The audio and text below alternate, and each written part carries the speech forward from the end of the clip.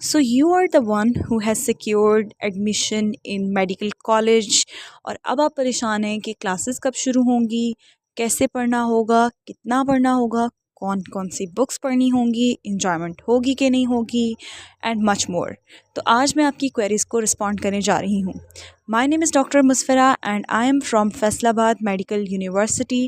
आज की video specially उन स्टूडेंट्स के लिए है जिन्होंने 2025 में MBBS में एडमिशन या फिर एक सीट जो है वो सिक्योर की है। I am going to tell you this thing in the beginning of the year कि आपके लिए ये साल बहुत मुश्किल होने जा रहा है, बल्कि आपके लिए MBBS बहुत मुश्किल होने जा रहा है। मैं आपको कोई भी ढके छुपे अल्फाज में या कोई भी झूठी तसल्ली नहीं दूंगी।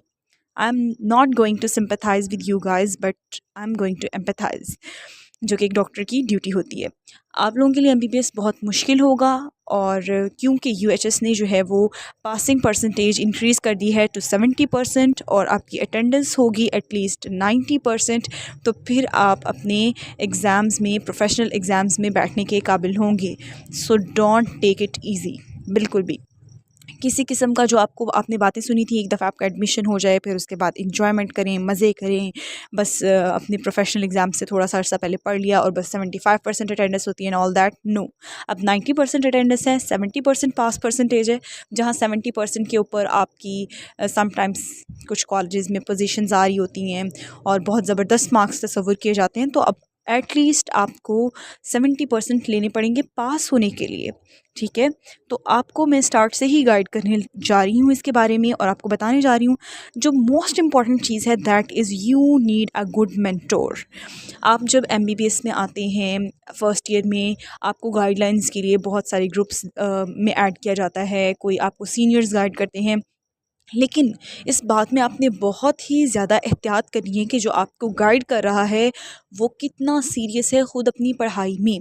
क्योंकि अगर वो आपको कहता है कि रिलैक्स करो, चिल करो, कोई मसला नहीं है, हो जाएगा, तो वो आपको गलत रास्ते पर लेकर जा रहा है। क्योंकि ये आपके लिए बिल्कुल भी आसान नहीं होगा कि आप जो है वो रिलैक्स करें और एंड पे इतनी आपकी अच्छी तैयारी हो कि आप 70% मार्क्स ले सकें, या आप क्लासेस बंक करें तो 90% अटेंडेंस कहाँ से होगी आपकी। So you need to be very careful about that. बहुत सीरियस होना पड़ेगा आपको।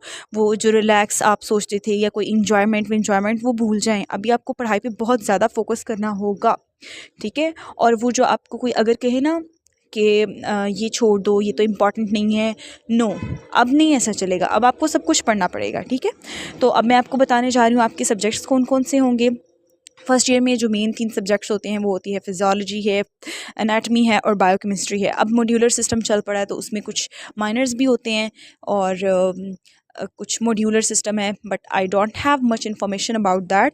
तो जो भी आपकी स्पेसिफिक यूनिवर्सिटी होगी, आप वहाँ पे जाएंगे तो आपको पता चलेगा आपका मॉड्यूलर सिस्टम है तो उसमें कौन कौन से दूसरे सब्जेक्ट्स भी ऐड हैं, लेकिन मेनली यही 3 सब्जेक्ट्स होते हैं। तो उसके लिए बुक्स कौन कौन सी होती हैं। फिजियोलॉजी के लिए आपकी बुक होती है गाइटन, वो ख़रीदनी है आपने। एनाटमी के लिए आपकी KLM है, स्नेल है। अच्छा, अब बच्चे एनाटमी में पढ़ते रहे हैं BD84, क्योंकि हमने खुद BD84 पढ़ी है, इट्स अ शॉर्ट बुक, लेकिन आपने अब BD84 की तरफ नहीं जाना है। उससे आपके कॉन्सेप्ट्स अच्छे क्लियर नहीं होते हैं, उससे आपके MCQs कवर नहीं होते हैं। तो इसलिए आपको KLM पढ़नी है और अच्छे से पढ़नी है, सारी पढ़नी है, ठीक है। स्नेल पढ़नी है आपको और उसके मेन पॉइंट्स देख लें। मेनली आप KLM को लेकर चलेंगे। बायोकेमिस्ट्री में आपकी हार्पर आ जाती है और लिपिनकॉट आ जाती है। ये बुक्स बहुत ह्यूज हैं, आपकी FSC की बुक्स की तरह पतली पतली बुक्स नहीं है। आप इनको एक दफ़ा देख के जो है ना वो शौक में भी जा सकते हैं। और आई वॉन्ट से यू कि आप परेशान हों, और लेकिन वो स्ट्रेस जो है ना वो यू स्ट्रेस होना चाहिए। यू स्ट्रेस मींस वो स्ट्रेस जो आपको मोटिवेट करे कि आप पढ़ें, अपना टाइम वेस्ट नहीं करें, ठीक है। और इसके अलावा क्या है कि हाँ, आपने स्टार्ट से क्या करना है, पढ़ाई शॉर्ट लिस्टिंग के ऊपर तवज्जो देनी है, ठीक है। प्रैक्टिस करनी है साथ के साथ MCQs की। और इसके अलावा जो है, अच्छा अब देखें, आपको आपके सीनियर्स हो सकता है कहें कि एनाटमी में आपको डायसेक्शन देखने की ज़रूरत नहीं है, आपकी ऑस्पी जो है आपकी बड़े इजीली हो जाती है, वाइवाज हो जाते हैं, ठीक है। तो ऑस्पी के लिए अब देखिए एक एक मार्क्स मैटर करेगा। जब आपकी जो है पास परसेंटेज इंक्रीज़ कर गई है तो एक एक मार्क्स मैटर करता है। इसलिए आपने ऑस्पी को भी आसान नहीं समझना है, आपने डायसेक्शन देखनी है, ठीक है। जो जहाँ पढ़ाया जा रहा है आपने वो सुनना है, आपने लैब्स लेनी है और लैब्स में प्रैक्टिकल किस तरीके से परफॉर्म किए जाते हैं उसको अच्छे से सुनना है, क्योंकि एंड पे आपके लिए बहुत मुश्किल हो जाएगा सारा सिलेबस तैयार करना। और फिर आपके जहन में एक चीज़ होगी कि मुझे इतने मार्क्स लेने हैं पास होने के लिए, ठीक है, तो वो बहुत ज़्यादा उस वक्त डिप्रेशन क्रिएट हो जाता है और आपका बहुत ज़्यादा मैस क्रिएट हो जाता है आपके जहन में।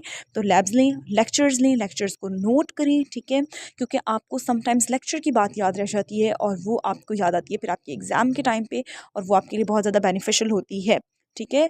तो लेक्चर्स लाजमी लेने हैं आपने। मतलब हम लोग खुद अपने लेक्चर्स में बड़े मज़े से सोते रहे हैं और अभी भी सोते हैं, क्योंकि हमारी पास परसेंटेज जो है वो 75% है, लेकिन आपकी पास परसेंटेज नो हमारी 50% है, अटेंडेंस 75% है, लेकिन आप लोगों की जो है वो पास परसेंटेज 70% हो चुकी है। तो आपके पास ये जो है सोने वगैरह वाला टाइम नहीं होगा, आपको लेक्चर्स लेने होंगे और उनको नोट भी करना होगा, ठीक है। और इसके अलावा मैंने अपनी एमसीक्यू प्रैक्टिस के लिए आपको किस तरीके से करनी है, कौन कौन सी बुक्स लेनी है एमसीक्यू प्रैक्टिस के लिए, ठीक है, और आपको एससीक्यूज़ किस तरीके से अटैम्प्ट करने हैं, किस तरीके से अच्छे मार्क्स लेने हैं, वाइवा में आपने किस तरीके से अपेयर होना है और अपने एग्जामिनर को इम्प्रेस करना है, ये सारी वीडियोज़ ऑलरेडी मेरे चैनल पर अपलोड हो चुकी हैं, आप देख सकते हैं। और आपकी कोई क्वेरी हो तो आप कमेंट बॉक्स में पूछ सकते हैं। अल्लाह हाफिज़।